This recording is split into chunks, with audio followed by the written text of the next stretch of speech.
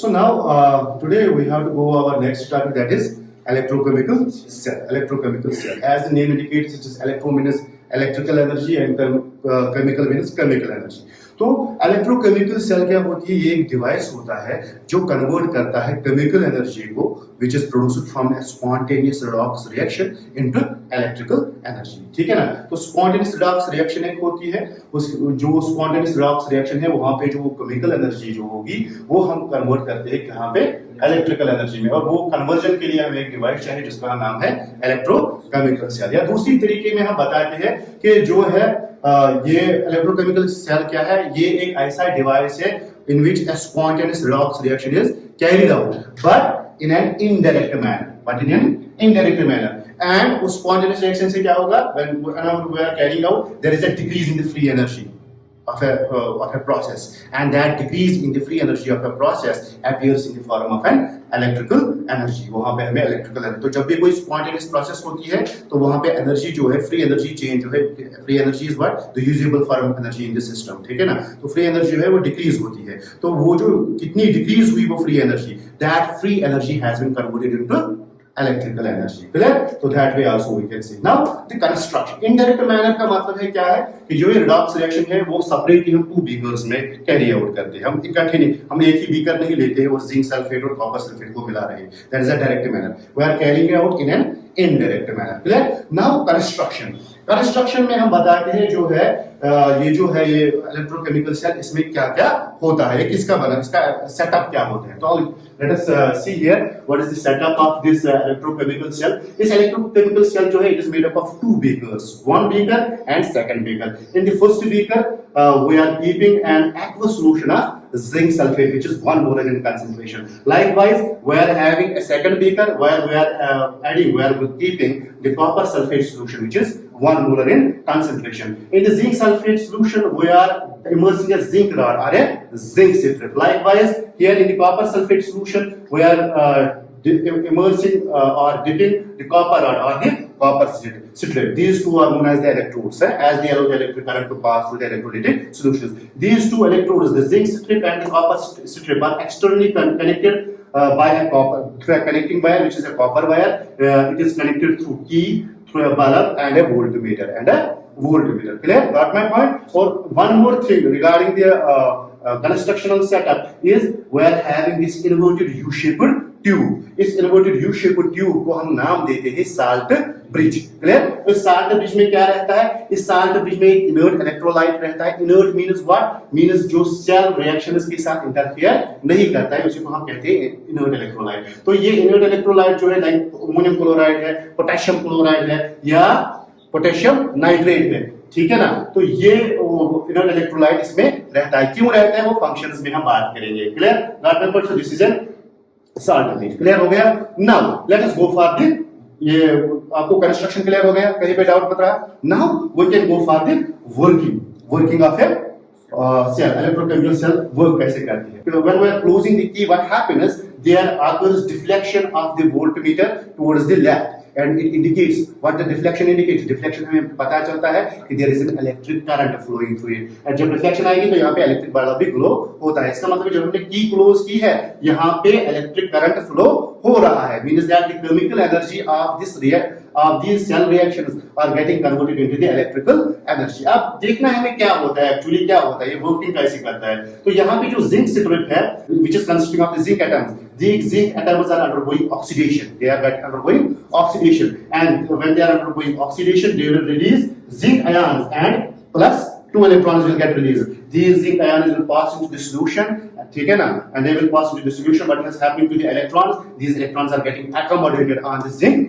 citrate. अब ये electron जो है जिंक सिट्रेट पे आएंगे तो यहाँ पे जिंक आयंस इंक्रीज हो जाएंगे। क्लियर? सो लाइकवाइज, तो with the passage of time what will happen? There will be decrease in the weight or mass of the zinc citrate because of the oxidation process. ठीक है? अब जब यहाँ पे ज्यादा से ज्यादा these electrons are getting accommodated on the zinc citrate, they are pushed by the connecting wires towards the cathode, towards the copper citrate. तो copper citrate में क्या होगा? तो यहाँ पे copper ions will move towards the copper electrode, क्योंकि यहाँ से इलेक्ट्रॉन जो है पुश अप हो रहे हैं towards the कॉपर रॉड, यहाँ पे इलेक्ट्रॉन जो है कॉपर आयन जो है electrons will be picked up, they will undergo reduction and they will start getting accumulated on the copper strip. So what will happen with the passage of time, जो ये copper strip है इसकी thickness जो है बढ़ जाएगी। तो वही मैंने बताया कि copper diapause ion will pick up the electrons and they will form the copper metal and this copper atoms get deposited on the copper strip। ये क्लियर हो गया, ठीक है ना, समझ में आया? तो what is happening now?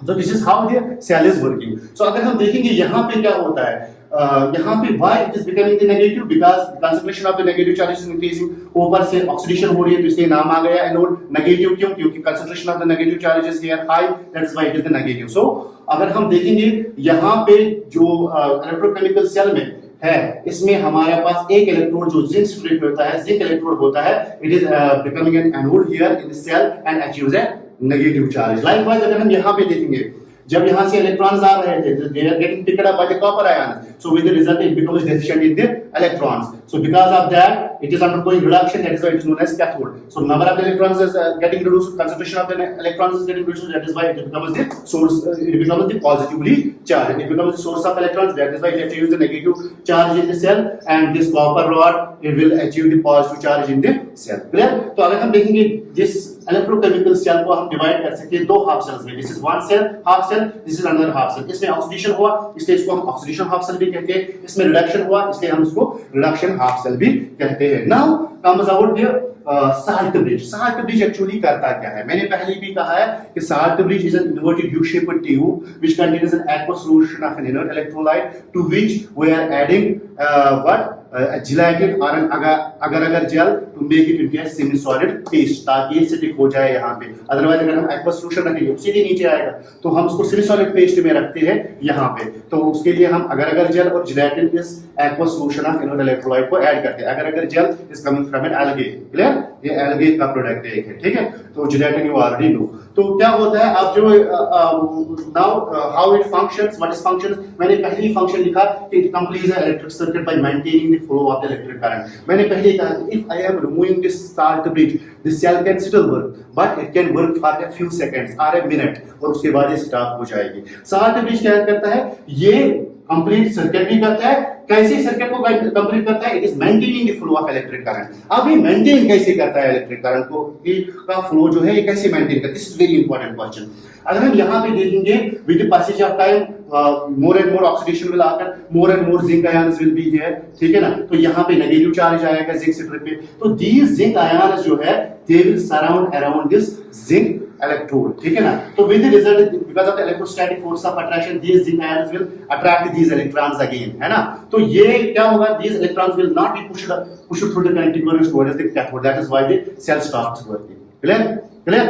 Likewise अगर हम यहाँ पे देखेंगे कॉपर रॉड में कैथोड पे क्या होता है, रिडक्शन होती है, कॉपर आयन यहां से जाएंगे तो व्हाट हैपेंस, यहां पे जो सल्फेट आयन जो है इंक्रीज होगा, तो with the result the solution becomes negatively charged. तो ये जो सल्फेट आयन जो है क्या होंगे, they will surround around this copper rod and will make difficult for the copper ion to move to reach the copper rod and get reduced। Clear? तो क्या होता है, अब जब ये सल्फेट आयंस यहाँ पे ज्यादा आएंगे तो this will become negatively charged solution and this will become positively charged solution. तो अब क्या होता है, यहाँ पे इलेक्ट्रोलाइट का काम क्या होता है, जैसे कि लेट सपोज अमोनियम क्लोराइड है, ये यहाँ से इसका काउंटर आयन छोड़ता है, यहाँ पे पॉजिटिव चार्ज्ड ये सॉल्यूशन पॉजिटिवली चार्ज्ड बन गया बिकॉज़ ऑफ जिंक आयन, तो यहाँ पे क्लोराइड आयन छोड़ता है, तो उसकी वजह से electrical neutrality of the solution जो है वो मेंटेन होती है, ठीक है ना? तो करंट इजीली पास होता है। लाइकवाइज यहाँ से ये अमोनियम आयन छोड़ेगा तो व्हाट इज हैपनिंग, जो ये सल्फेट आयन जो है ये इलेक्ट्रिकल न्यूट्रलिटी फील्ड से आएगी, सॉल्यूशन नेगेटिव जो है नेगेटिव चार्ज ऑफ द